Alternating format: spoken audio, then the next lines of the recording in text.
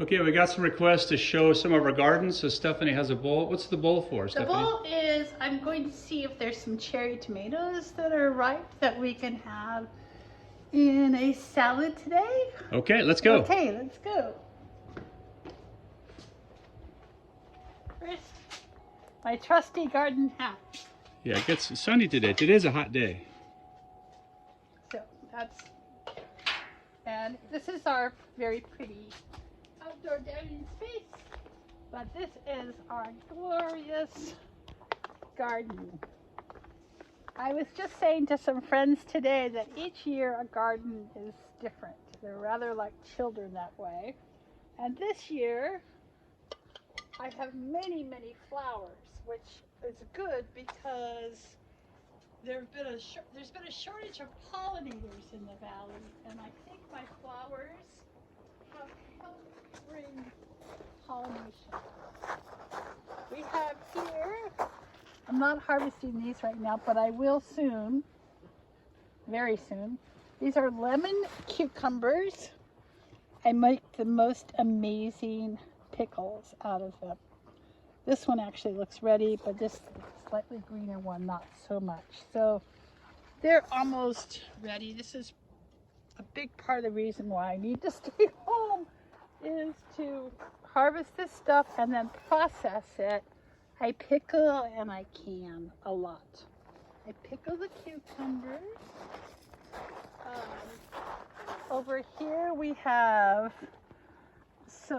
maybe a melon. It has not been warm enough this summer to really get melons going, but we have lots of flowers, some tomatoes.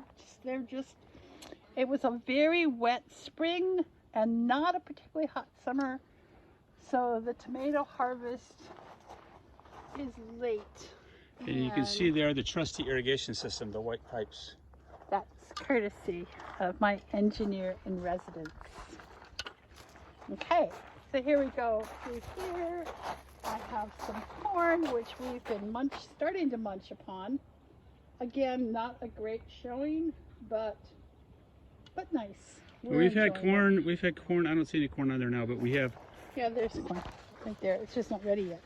Yeah, we've had corn the last couple of days. Really sweet because it's fresh. It doesn't have time to just turn into starch like the stuff at the store. Here's an owl to keep predators away. Okay, now moving along to my tomato patch, which is pretty abundant, but most of them are still green, and that's again very unusual for this time of year. Yeah, it was a really late summer. We had a lot of rain the early part of the summer. I'm not the only one in the valley who's suffering from this. This is, yeah, nobody has tomatoes, nor corn, much corn. But I'm getting a little bit. My cherry tomatoes here, the babies, are coming in, and I'm going to harvest those. It's hard to see the fruit. It's all hidden in there. There's so much growth. There's some way over there. That's called tomato rot. Tomato rot. Oh, yuck. Okay. Well, we'll just not pretend we didn't see that. That's from too much moisture. They got too low on the ground. There's one. These little purple cherries are pretty yummy. So they've got to turn kind of reddish before you pick them. So these pipes water the stuff from the ground, so the plants don't get wet. It just waters the roots and not the leaves. So these are my trusty tomatoes. What's over here? More tomatoes. Not quite. Oh, there's some.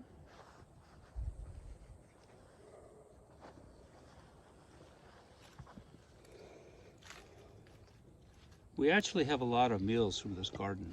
Many meals. What's that dark stuff in there? What's this?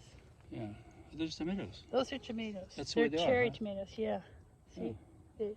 Yeah, they're yummy. Stephanie gets a lot of heirloom breeds of things. Oh, I did mention that most, probably 90% of these plants were grown in our greenhouse from seed. And that's why I feel so tender towards them. Yeah, this stuff is grown from seed. That's a good point. Okay. And this was our garden where I had... What's this plant I'm looking at? That is my chard. It's shrub, okay. Chard, and that's old broccoli that we harvested. harvested already, and maybe that's cauliflower that might come back, but it's dubious.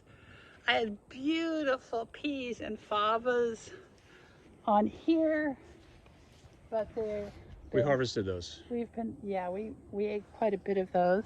Yeah, there's in fact the climbing thing there, but I guess that's spent already. Okay.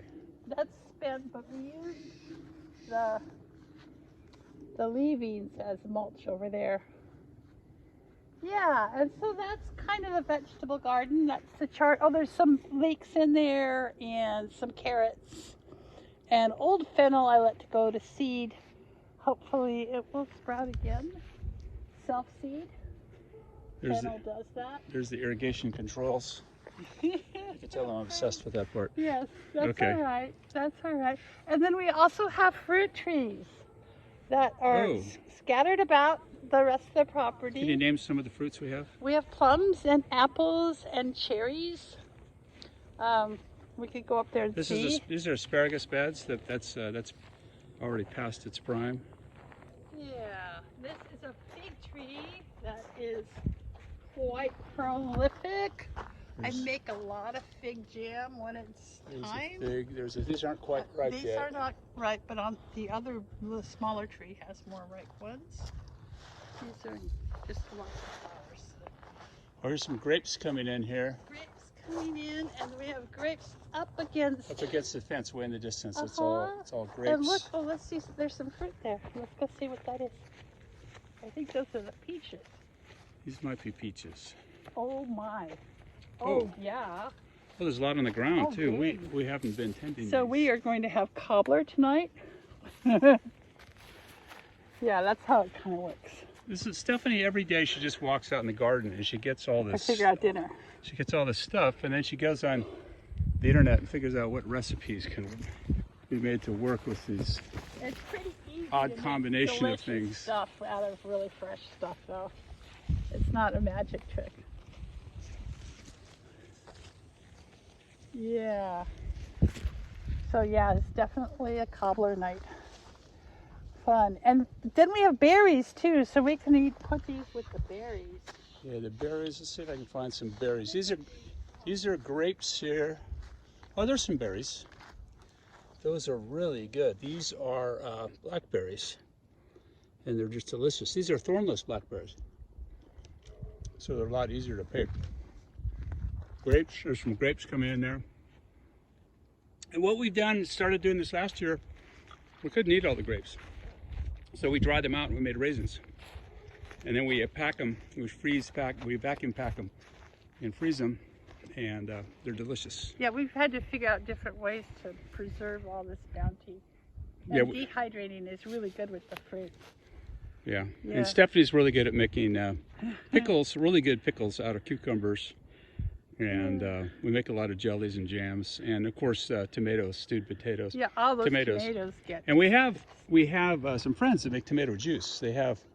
They make like, I don't know, 50 quarts of tomato juice every year. They just grow. My husband loves tomato juice. They grow rows and rows of tomato juice, and so we trade our fresh eggs for their tomato juice, or farm eggs. It's a pretty good life. We have bowls of eggs like this too that we collect every day. We have more eggs than we know what to do with. Well, shall I sign off here? I think that's it. That's it, guys. Thanks for sticking with us. This went about 9 minutes, which is longer than I intended. But it gives an idea. And there's our cat there that's constantly looking for moles and mice. And she followed us on this tour, so that's kind of cute. Okay, so Stephanie goes off to the kitchen and she's going to make something magical out of this. Can't wait for tonight's dinner.